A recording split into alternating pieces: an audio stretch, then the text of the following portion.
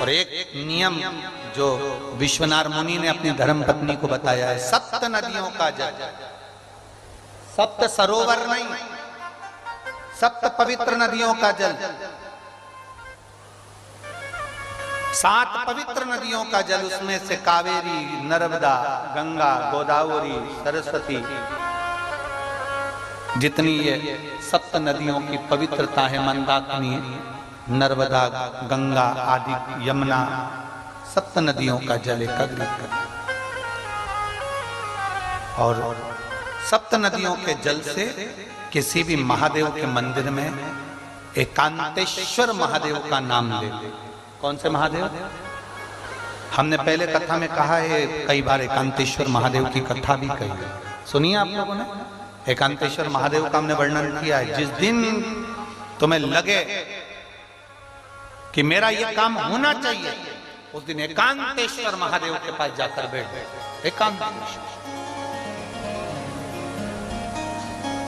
एकांतेश्वर महादेव मतलब बाहर मिलेंगे।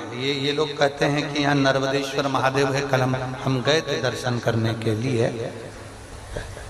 इनका कहना है कि ये नर्मदेश्वर महादेव है, पर हमारा जो स्पर्श मात्र से हम जो समझते हैं, हमने ये जाना है कि ये जो धरा है, ये जो भूमि है तारा बाबा की जो कुटिया है, ये शहर से दूर होना चाहिए।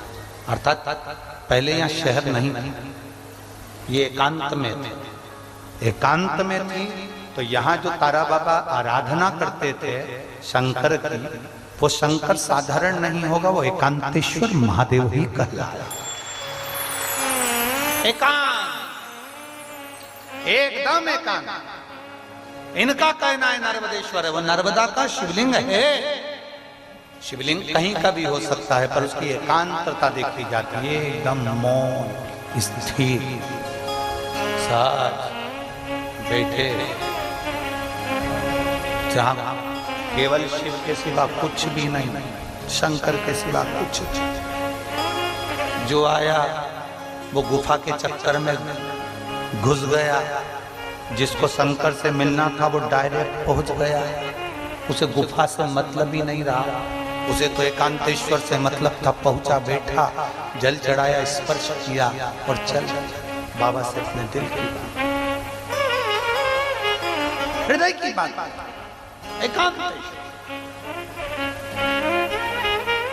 7 नदियों का जल रखकर 7 बेलपत्र के ऊपर 7 नदियों का जल, एक बेलपत्र ली, उसके ऊपर एक कटोरी में, एक बाटकी में, एक पात्र में एक नदी का जल, दूसरी बेलपत्र ली, दूसरी कटोरी में फिर जल, फिर तीसरी में बाबा की आराधना कर कर, शिव से विनती कर कर, भगवान शंकर के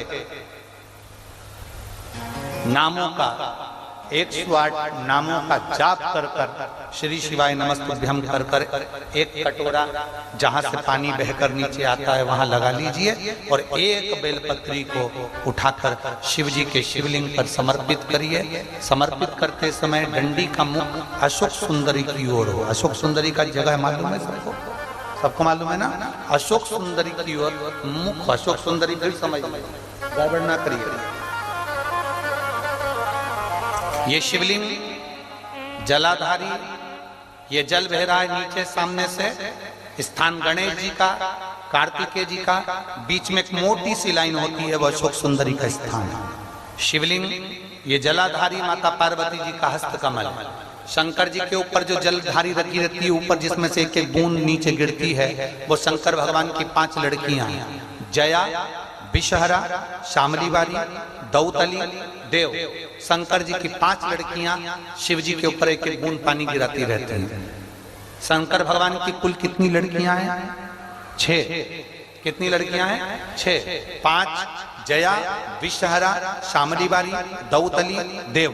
शंकर जी की 6 नंबर की लड़की अशोक सुंदरी। जब हम प्रयोग करेंगे एकांतेश्वर महादेव का, ये बेलपत्र जो हमने समर्पित करी है, डंडी का मुख अशोक सुंदरी की ओर होगा, डंडी का। आप बैठे कहां पर हो? जल चढ़ाते समय शिव जी को जल कहां बैठकर चढ़ाया जाता है? जम के बोलो जरा। जहां से जल बहकर जा रहा है इसके ठीक विपरीत की ओर, ठीक विपरीत की ओर जल बहकर जा रहा है इधर, तो तुम बैठोगे इधर, इधर नहीं बैठोगे, इधर नहीं बैठोगे। जल इधर बह रहा है तो तुम इस साइड बैठोगे। यहाँ बैठकर फिर बेलपत्र को आप समर्पित करोगे। डंडी का मुख उधर होगा, पत्ती का मुख आपकी ओर होगा, और जो एक नदी का जल है वो समर्पित कर कर जो पात्र लगा है उसमें वो जल इकट्ठा होते चले जाएंगे। दूसरी बेलपत्र उठाना है, 108 बार शिव का नाम लेना है, फिर वापिस बेलपत्र श्री शिवाय नमस्तुभ्यं कर कर समर्पित करना है। डंडी का मुख अशोक सुंदरी की ओर होना। जब 6 बेलपत्र अशोक सुंदरी की ओर जाएगी, 7वें नंबर की जो बेलपत्र है उसका डंडी का मुख आपकी ओर होगा, और डंडी का मुख आपकी ओर होकर जल चढ़ाकर आप उस जल को झेल लेंगे। जहां नंदी बैठे हैं, नंदी का जो पांव जिस जगह पर उठाओ, अगर इस पांव उठाओ तो इस ओर, ये पांव उठाओ तो इस ओर, नंदी का पांव जहां उठा रहता है वहीं पर बैठकर पति पत्नी दोनों उस जल को आचमन कर लेंगे, दोनों उस जल को पूरा पी जाएंगे और बाबा से झोली पसार कर प्रार्थना करेंगे कि हमें संतान का सुख देना, मेरा देव अधिदेव महादेव प्रदान करें। एकांतेश्वर महादेव का ये स्मरण करिए, एकांतेश्वर।